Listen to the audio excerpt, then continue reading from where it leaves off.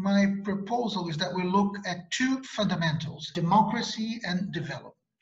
In summary, 30 years or so of a process of strengthening institutions, checks and balances are effective, the rule of law is unquestionably in place, and all the democratic structure we have managed to consolidate have been capable to absorb diverging views and tensions. The other consensus I should like to highlight is that of development. Brazil is a poor country, or of course Brazil is amongst the 10 major economies in the world, but still it's a poor country in relative terms, and Brazil is a very unequal country. So these are structural features of our society. The emphasis may change according to government, but the idea that we are pursuing a more sustainable and sustained model of development in a way or another is always there. This consensus around the imperative of working towards development has maybe three main dimensions. One of them is the idea that there's no alternative to macroeconomic stability. Another dimension is that of infrastructure. There is a wide acknowledgement in Brazil that a lack in infrastructure, shortcomings in infrastructure, are a significant bottleneck for our development. So that's why we have in place a very ambitious program at this point. It's actually started in 2016 for privatizations and concessions. And thirdly, income distribution. There was also a time when some would question the need for income transfers from the government.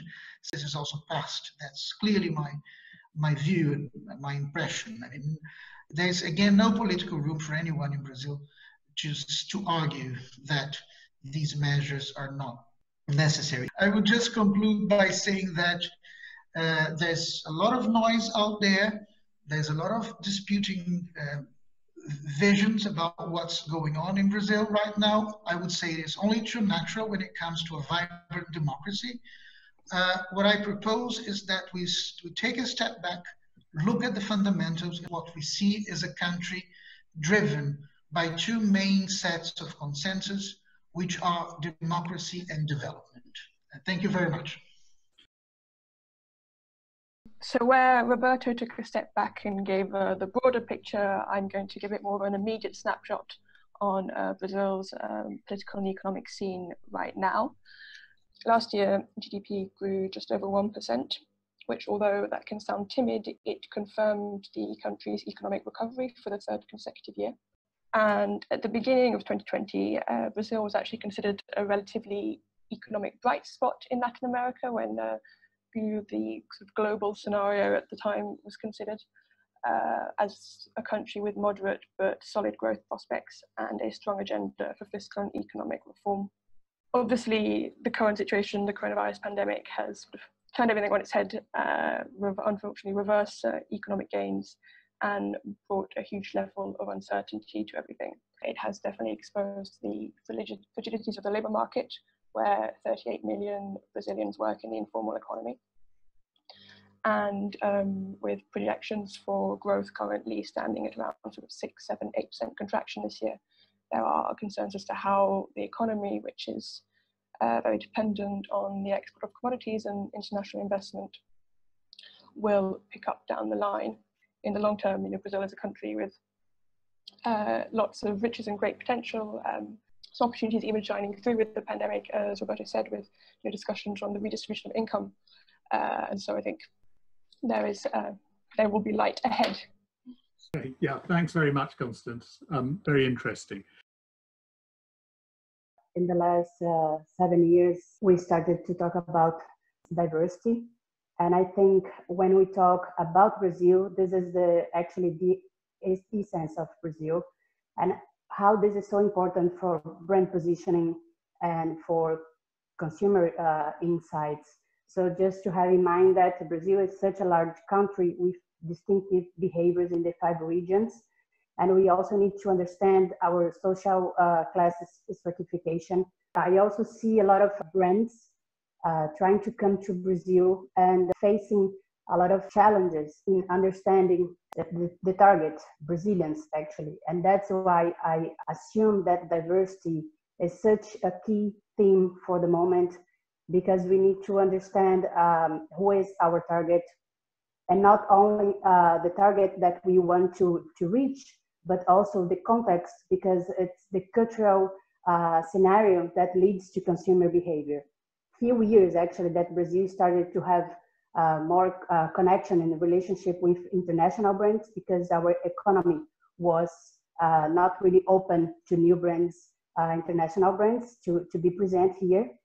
And with all the cultural scenario about monarchy, the monarchy, and the way that we were colonized, there was such a mindset that foreigner brands were better than the brands that we have in Brazil. And I think there's still the mindset that the foreigner international brands are very good brands. But with this thing about understanding that Brazil is a diverse country and we need to address what are the unique needs for this country, consumers are looking for brands that are able to address their needs, not only bringing the positioning from their countries, but being here and able to create emotional connection, to create bonds with their Brazilian specific needs. The target is not something unique in a matter of being common. They are different within the target that you are trying to reach. And I think another thing that was important for this theme about diversity is that this is something that actually, although it's the essence of Brazil, just in the past years that brands started to actually dealing with that. And it's something that we are still learning how to positioning a brand when we are talking about such a sensible theme, and how this is so important for a brand strategy and communication. And another thing that I would like to point out is the level of engagement with digital in Brazil. So the internet penetration here, it's about 70%. And with the size of Brazil and so many remote areas, the power of internet has becoming strongly important here. So I think that's really important for the moment. And with the scenario, with the pandemic situation, the digital is also becoming supportive to help the population that lost their jobs and they are trying to sell for the small entrepreneurs. So understanding the Brazilian behavior when dealing with digital, not only about the purchase habits, but also how they deal with media and communication is also key for being successful in Brazil. Thank you very much for your invitation. I'd like to focus on the pandemic situation.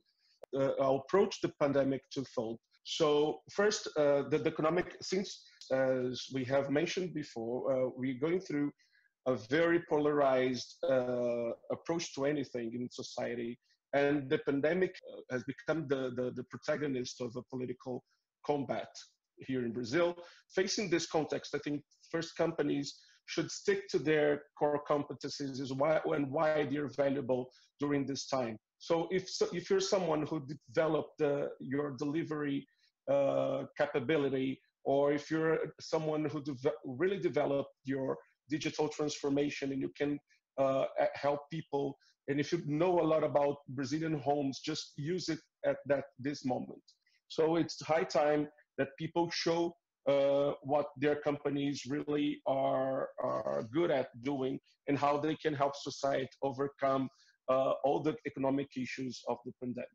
So if you have something different, and if you have something that really transforms society, or if you're able to recognize the efforts everyone is making to live their lives during the pandemic, if you're courageous enough to face that, to understand that people are not happy during this moment, and that you can like verbalize this, that's the way you should go through. It's not time, you risk losing relevance and not being meaningful if you go on that discourse of stay home, or very emotional, or those very emotional discourses on staying and being with your family. That doesn't mean you're not gonna use it. You can use it as a form, not as a content. Your content should be about reality, about how I am important as a company to improve society, and so on. The second point is authenticity. I think we're going through some troubles here in Brazil lately. We're starting to have some strong opposition against the government, and people are like being against fake news, and we have like our Supreme Court being really helpful on that situation. First thing. Second thing, we've been through all this Black Lives Matter situation since last week. Some brands with a very old-fashioned strategic approach to always-on communication try to be part of the conversation without having any reason to be there. And second, racism is an issue in Brazil, is a structural issue in Brazil. So some companies have been really criticized for that, for trying to surf on an anti-fascist wave or an anti-racist wave when they were not really, they had no program on that, or they aired commercials with no black people, and they were pointed out as someone trying to get some advantages of this kind of conversation. Second, some influencers have been highly criticized in the way they are dealing with the pandemic, that it's a virus that can reach anyone, the rich, the poor, the same way. This has been widely rejected by some part of the public because it's not true. If you're poor in Brazil today, you're not really as fortunate, let's say, as someone who's living in a big metropole. So those influencers, they're being really contested. They're losing their accounts.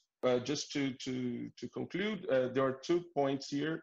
One thing is that we have to deal with the divide on how people deal with the pandemic, and it has economical roots. And it's high time we communicate how our operations can help society move on this situation. The second thing is about authenticity. It's not because some conversation is going on that a company is fit for that conversation.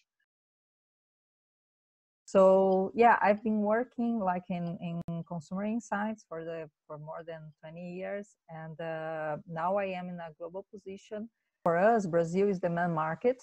I do agree with Fania when she said about diversity. Brazil is a case for us always when we think about diversity, and how people here are proud to talk about it and has facts about it. How we can, and we are bringing much more voice for this theme here. For sure, coronavirus impacts us a lot, and we had like. Then I am talking about beauty segments. We had a huge impact in our sales and in our categories. As you can imagine, people at home are not using makeup, for example, are not using fragrance. So we did a huge effort like to bring solutions, and it was a quick position that we had as a company to bring new categories like alcohol gel, for example, and to develop much more soaps that are the main needs. And as you know, most of our population are poor in Brazil. So we have a huge responsibility to bring them solution and also to leverage the products that they need at this point. Their main concern are about feeling safe. And what is safe for them? It's regarding health and it's regarding financial. We have like a different way of selling things. It's direct sales. So we have like these open doors from them to talk to them and to hear from them.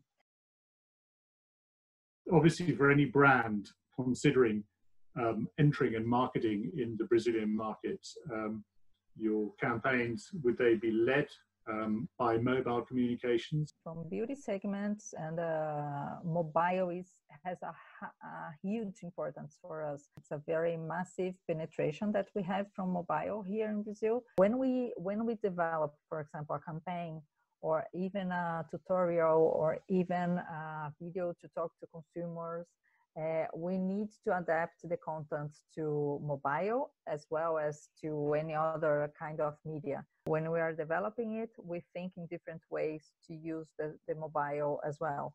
It's mandatory that we need to adapt to everything that we do for mobile. For many of the prepaid plans, Facebook and WhatsApp are free.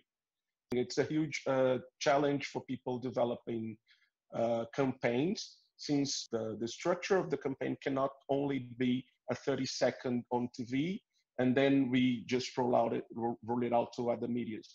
You always have to think about a narrative arc or some kind of interaction between the target and the company, so that you create value altogether. You create a communication altogether. I'm really interested in doing some comparison with Turkey, a country very far off from South America, but yet still compared. What we can compare to Turkey is about being a big developing economy, a diverse population, and we should take an eye on that conservative forces. Are foreign brands aspirational in Brazil? If so, which? What sort of segment? I think it was about 94 that we started to open our market and be able to have a huge amount of international brands. And at that moment, the desire, of course, was related to have access to other brands, to better brands, and to also have a competitive market instead of having only 2 products or 2 brands and the supermarket shelves. We wanted to have a range of products that would address our specific needs. With the rise of the medium class, talking about the socio-economic stratification, there was the understanding that what are the Brazilian needs, what are the unique needs that we have that are not being addressed by the international brands that are just coming to here with their brand positioning that is maybe target for other countries. And it's important now to create your own value based on the needs that the Brazilians have.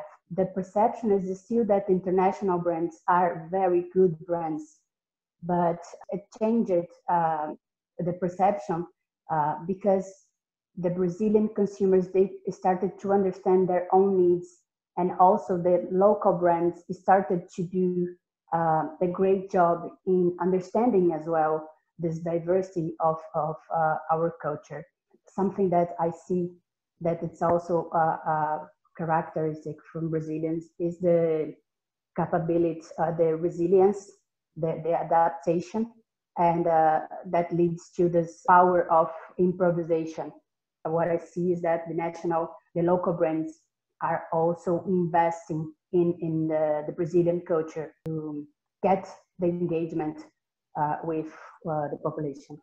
I suppose, what would you say is the addressable market? It is a very populous country, of course, but what would you say the addressable market is for international brands in general in Brazil? As you know, economic here is very unstable in Brazil as well as the dollar.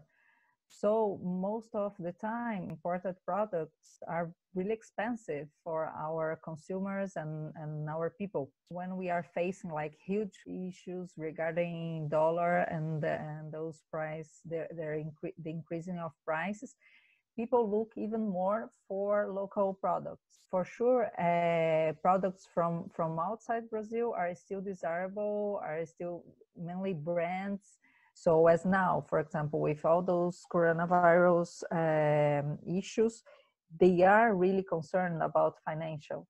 What do you have to say about this moment of transition, given this beginning of flexibility, and which behaviors that were accelerated or that emerged during the quarantine and that appear as business opportunities? People are looking even more for localization, what they buy and from who they buy.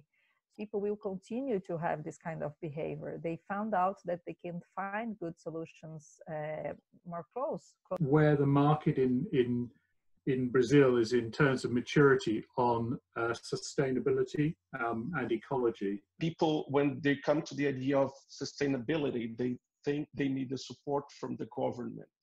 But when it comes to the idea that you get to have a better resource and people are really engaged in sustainability, but actually they're not being sustainable. They're just performing their extractivist background. So we are very, very good at extracting things from nature. Whenever we have to extract things, we are sustainable. But whenever we have to deal with garbage, we are not sustainable. We need the government to help. And the second thing is that sustainability is not an issue anymore during the pandemic. What are the levels of engagement and digital? Are people still buying more from representatives, or are they buying more online? Sales representatives are still our main chain, like sales chain. They are the men responsible for our sales, and we do believe that it will keep increasing the numbers of sales representatives, because as in countries like Brazil, that we have like a very, very high amount of people from mid and low classes, it's a source of money, of income for them. So it's really important. So it drives their economy and their financial issues. What we are doing, and a lot of other companies are doing, we are also improving our sales in digital platforms, but we are doing in different ways. What do you think the biggest long-term effect of COVID for brands will be in South America? For long term, we will have to continue to reinvent our ways of selling things. People are going to continue to keep this kind of behavior. They are using much more deliveries. We need innovation. Like, people need new news. So I'm just interested to know about whether broadcast, television and radio, and also press are still extremely important in Brazil. TV is very important to Brazil. It's still very important, but not that diverse. It's very centralized in Rio and São Paulo, and the penetration of TV is huge. So whatever you put on TV will reach everyone in Brazil. But we see the increase of second screen and third screens. Like, you comment what's going on TV, on Twitter, on WhatsApp, on Facebook, on whatever. Radio is a very local thing, and it's spread nationwide. And if you want to talk locally, you use radio for that. Another thing we have is like the restructuring of big media companies, such as global organizations, is like transforming all their news structure into only one. And there's the third thing, that is the streaming as a huge competition on the content and entertainment area. But now we can see that they are doing it from a Brazilian content perspective. So this is how we usually wrap up the event. If each one of our kind speakers would like to share one do and one don't when entering Brazil, or evolving in the marketplace as an international brand, that'd be really helpful. I think something that it's really important, international brand, is to understand your target and not only the desires that your target are looking for, but also your fears. So then you can address in a consumer perspective their needs to find emotional engagement. I think the biggest difference is how you can connect emotionally with your target. Don't consider that your target is homogeneous, because definitely the target itself, even if it's a niche target, definitely they have their difference, their uniqueness, and it's really important to understand that not only for the message itself, but for the brand's image across the country. Don't go to Brazil thinking that the current turmoil is reflective of a long-term trend, because I think I would echo what has been said and say that Brazil's institutions are strong, and that the current divided atmosphere will pass. What I advise you do is do come to Brazil. You do come to Brazil with an open mind, and you do engage. This is a do. And a don't is don't underestimate the complexities of the country, and don't take anything for granted. Don't appear to be naive as a brand. Just accept that we have different perspectives on Western things, maybe. Be open-minded, embrace diversity, don't be deceived by our Western connections. We are Western, but we have a post-graduation in other cultures, so you have to learn something else to make things make sense in Brazil. So for me, I don't, and I agree with all that have been said. It's for not underestimate the power of knowledge of Brazilians. They are really concerned about information. They are really concerned about what they consume. So, and they are doing even more research nowadays. I do that we have to have the challenge to always be transparent with our consumers. Consumer claim for transparency from their brands, and always be innovative, because they like new news.